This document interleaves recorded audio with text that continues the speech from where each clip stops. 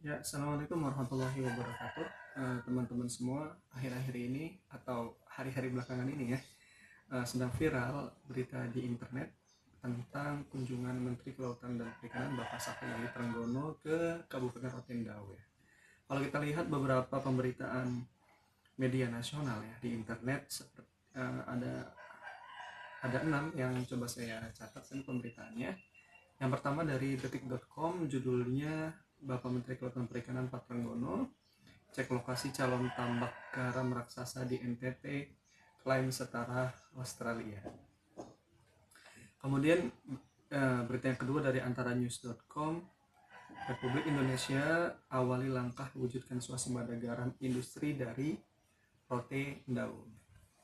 Kemudian ada lagi berita dari cnbcindonesia.com, Trenggono turun gunung cek langsung calon tambak garam raksasa Republik Indonesia, seperti itu. Kemudian ada berita lagi dari detik.com, melihat dari dekat lokasi proyek garam di NTT 2 triliun rupiah yang direstui Prabowo. Kemudian yang kelima dari antaranews.com, Trenggono janji ke Presiden penghentian impor garam pada 2027. Kemudian yang keenam ada dari detik.com, Trenggono dijuluki Pangeran Laut, pembawa berkah, ini asal usulnya. Kemudian yang ketujuh ya, ada 7. Dari kompas.com ada live video di Facebook mereka. Baik, teman-teman bisa nanti cari sendiri ya di internet. Ya, jadi memang terkait swasembada garam nasional ini, Presiden Prabowo melalui Peraturan Presiden Nomor 17 Tahun 2025 memang sudah menginstruksikan ya bahwa sudah mencanangkan bahwa Indonesia harus mampu menyediakan kebutuhan nasional garam untuk semua jenis sektor itu pada tahun 2027, seperti itu.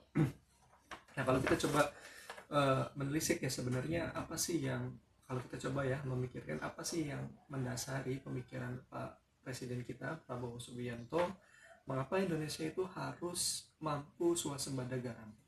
Baik teman-teman, mungkin perlu kita ketahui dulu sekilas ya bahwa garam tidak hanya menjadi pelengkap dapur kita seperti itu, namun garam juga banyak sekali dipakai di industri baik industri pangan, bahkan industri tekstil, bahkan industri pengeboran minyak gitu ya, dan industri lainnya seperti itu.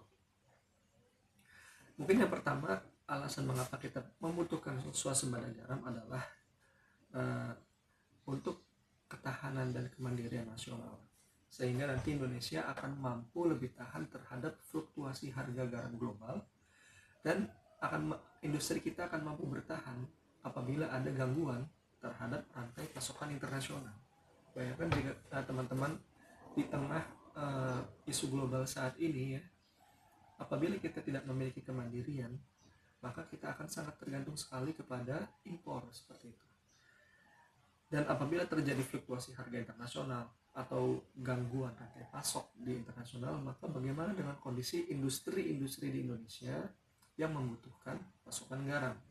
Sehingga Pak Prabowo memiliki rencana jangka panjang ya, untuk meningkatkan ketahanan nasional dan kemandirian kita pada sektor strategis ini, yaitu garam. Kemudian mungkin kalau kita coba telisik lagi, apa alasan Pak Prabowo ingin Indonesia mencapai swasembada garam, adalah yang pertama untuk meningkatkan kesejahteraan petani garam lokal dan untuk meningkatkan lapangan kerja, seperti itu. Bukankah telah banyak viral di internet bahwa angkatan kerja kita akan mencapai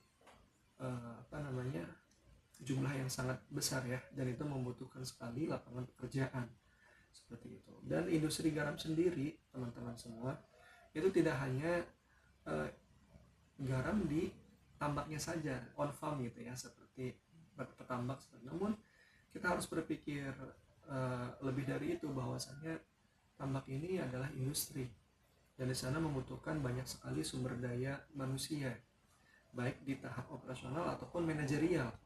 Dan itu apabila kita bisa wujudkan suatu kawasan sentra industri garam nasional yang baru seperti di seperti ini, maka akan banyak sekali menyerap angkatan tenaga kerja seperti itu. Dan adik-adik kita yang saat ini masih bersekolah, baik pendidikan dasar, menengah ataupun tinggi, mereka memiliki kesempatan yang lebih luas untuk dapat berkarir di sektor-sektor formal seperti itu ya. Kemudian apa sih manfaat apabila kita bisa mencapai swasembada garam ini? Yang berikutnya adalah akan mengembangkan industri hilir, teman-teman. Apa sih yang dimaksud dengan industri hilir? Ya, industri hilir adalah industri ya, khususnya industri hilir garam, yaitu jenis-jenis industri yang akan mengolah produk garam ini menjadi produk-produk turunan lainnya yang memiliki nilai tambah ekonomi. Terbayang ya, seperti itu. Maka dengan melimpahnya nanti, dengan adanya swasembada garam atau kita mampu memenuhi kebutuhan garam nasional kita, maka itu akan mendorong tumbuhnya industri hilir garam lainnya seperti itu. Dan bukan tidak mungkin kita nanti akan mengekspor garam kita ke luar negeri seperti itu.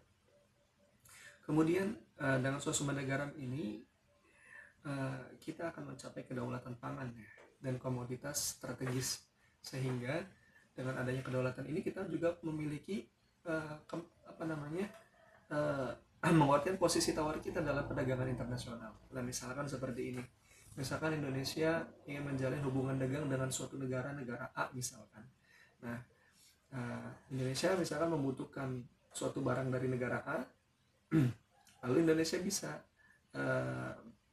ingin agar neraca perdagangan dengan negara A tersebut itu imbang gitu ya, Indonesia bisa menawarkan produk garam di antaranya.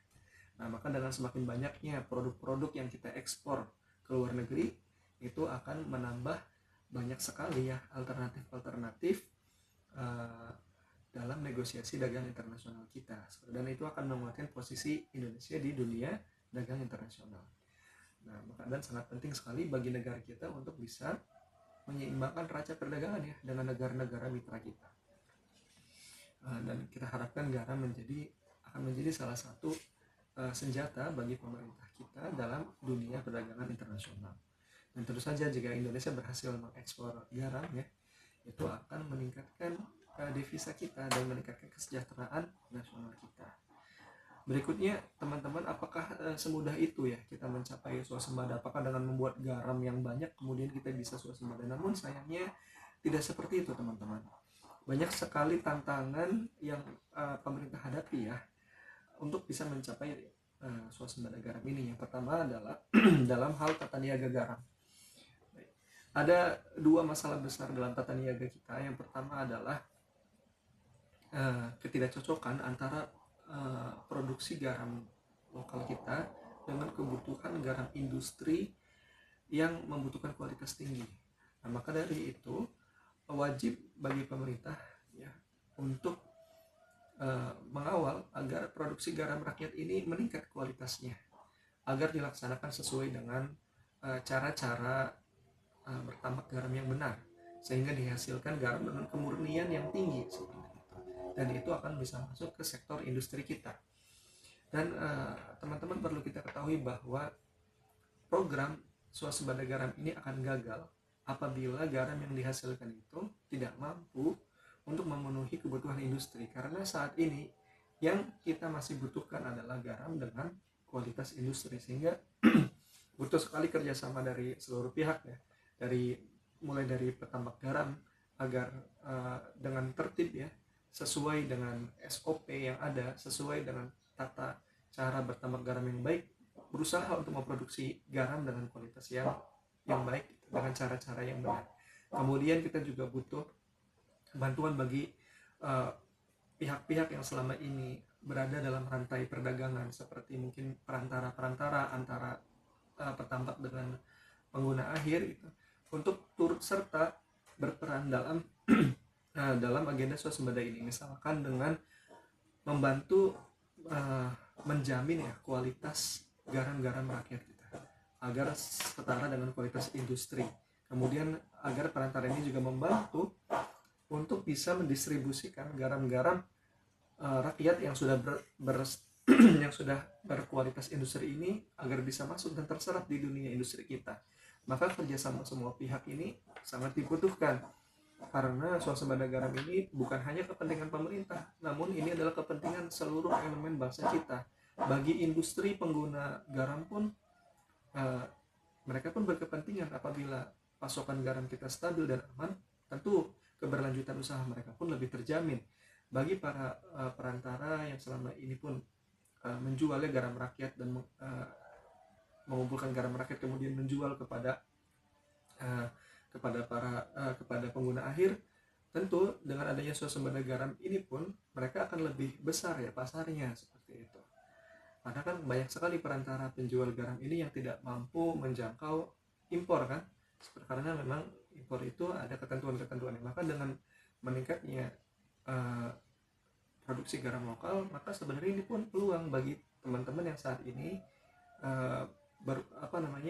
berniaga ya, atau berusaha di bidang jual beli garam seperti itu. Namun harus dengan namun harus dengan partisipasi yang konstruktif seperti itu ya, yang sama-sama kita mendukung, sama-sama saling menguntungkan. Artinya perantara ini juga menguntungkan bagi produsen, juga menguntungkan bagi pengguna akhir. Kemudian tantangan berikutnya pada swasembada garam ini adalah infrastruktur ya, terutama dalam masalah rantai pasok dan distribusi seperti itu.